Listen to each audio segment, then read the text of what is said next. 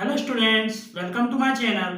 और आज हम एक्सरसाइज 4.2 में क्वेश्चन नंबर 5 सॉल्व करने जा रहे हैं। यहाँ हमसे कहा है the altitude of right angle triangle is 7 centimetre less than it's base.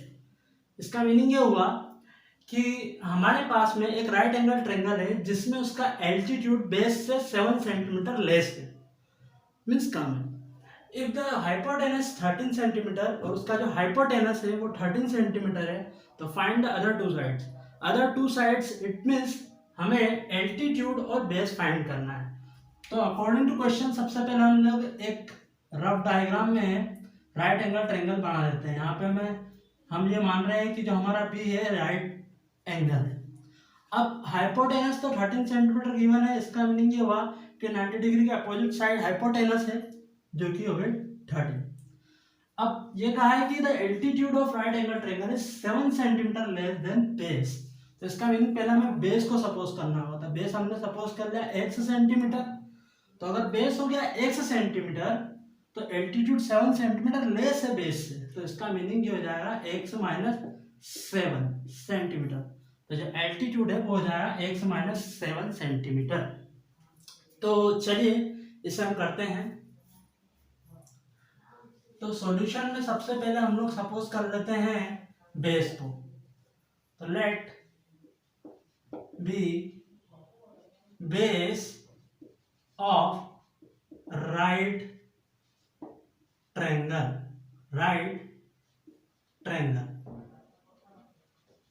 तो इसका जो बेस हो गया वो हो जाएगा हमारे पास में x सेंटीमीटर। तो बेस हमने सपोज कर लिया है x सेंटीमीटर।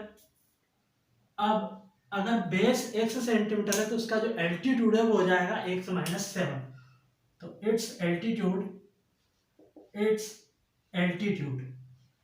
तो इसका जो एल्टीट्यूड है वो हो जाएगा x माइनस 7 सेंटीमीटर। तो इसका जो एल्टीट्यूड है x माइनस 7 सेंटीमीटर हो गया। अब बिकॉज ये राइट एंगल ट्रायंगल है तो यहाँ पे हम पाइथागोरस थ्योरम यूज कर लेते हैं। तो by Pythagoras theorem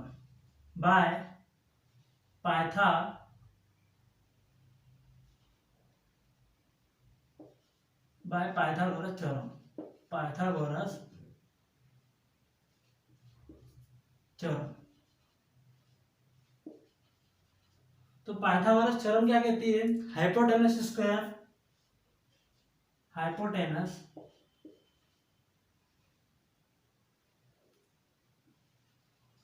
square is equal to altitude square plus base square. तो हमारे पास में ये पाइथागोरस थ्योरम अप्लाई हो गई। अब हम वैल्यू पुट कर देते हैं। तो हाइपोटेनस तो हमारे पास है 13, इट मीन्स 13 स्क्वायर। एल्टीट्यूड हमारे पास यहाँ x minus 7, it means x minus 7 whole square plus base हमने सपोज किया था तो ये हो गया x स्क्वायर। सिंप्लीफाई करें, 13 का स्क्वायर होता है 169 और a minus B whole square, it means a square plus b square, it means 49 minus 2ab, it means 2 7 या 14x। तो माइनस में 14x प्लस एक्स स्क्वायर। और सिंप्लीफाई करें हम लोग तो ये हो जाएगा 169 is equal to X square हो जाएगा 2x स्क्वायर और यहाँ पे माइनस 14x और प्लस हो जाएगा 49। अब हम यहाँ पे हमारे पास जो भी है सभी को हम ट्रांसफर कर देते हैं। तो जब हम ट्रांसफर कर देते हैं तो 2x हो जाएगा minus 2x square minus 14x हो जाएगा प्लस 14x और 49 हो जाएगा माइनस 49 और ये तो ऑलरेडी प्लस में ही है। यहाँ पे हम थोड़ा सिंप्लीफाई करें तो हो जाएगा minus 2x square plus 14x और ये हो जाएगा प्लस 9 माइनस 9 0, 6 माइनस 4 2 और 1 एज इट इज। तो 169 में से 49 माइनस होगा तो हमारे पास में प्लस 120 आएगा। अब यहाँ से हम -2 कॉमन लेते हैं और सेंड कर देते हैं राइट हैंड साइड।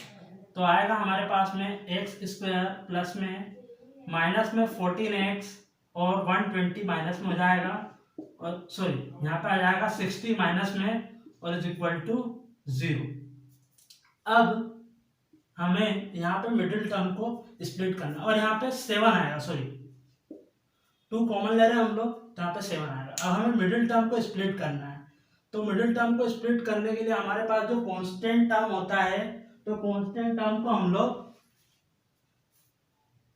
फैक्टराइज करते हैं और 2 नंबर का एक पेयर ऐसा फाइंड करते हैं जिसका मल्टीप्लिकेशन तो ये कांस्टेंट टर्म है विद साइन, और उनका एडिशन और सब्सट्रैक्शन करें तो मिडिल टर्म है। तो यहाँ हम देखते हैं कि अगर हम 12 इंटू 5 करते हैं तो 60 आ रहा है। अब हमें साइन को अरेंज करना है, तो अगर हम यहाँ माइनस साइन लगाएं तो भी हमारे पास -60 है, और अगर 5 के आगे माइनस साइन लगाएं तो भी हमारे पास 60 आ जाएगा मल्टीप्लाई पे। तो बट हमें माइनस में 7 चाहिए, तो इसका मीनिंग हम ग्रेटर नंबर से पहले माइनस साइन यूज कर लेते हैं। तो ये कंडीशन सेटिस्फाई हो रही है, तो हम यहाँ पर 7x के प्लेस पे लिख सकते हैं -12x, और 5 के ये इसके बाद में यहाँ लिख सकते हैं 5x प्लस में, और -60 as it is equal to 0।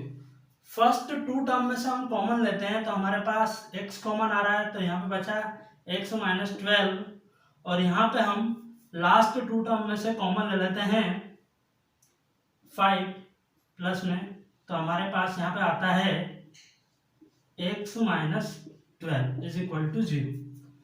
अब नेक्स्ट स्टेप के लिए हम लोग इसे रफ कर रहे हैं, तो देखिए यहाँ पे x -12 कॉमन है, तो x -12 हम कॉमन ले लेते हैं, तो हमारे पास यहाँ से बचेगा x + 5 और इज इक्वल टू 0। यहाँ पर x -12 और x + 5 दोनों के साथ में हम 0 ले लेते हैं, तो हम लिख सकते हैं x -12 is equal to 0 and x + 5 is equal to 0। तो हम देखते हैं कि यहाँ पर हमारे पास x is equal to find हो रहा है 12, और यहाँ फाइंड हो रहा है x इज इक्वल टू -5। तो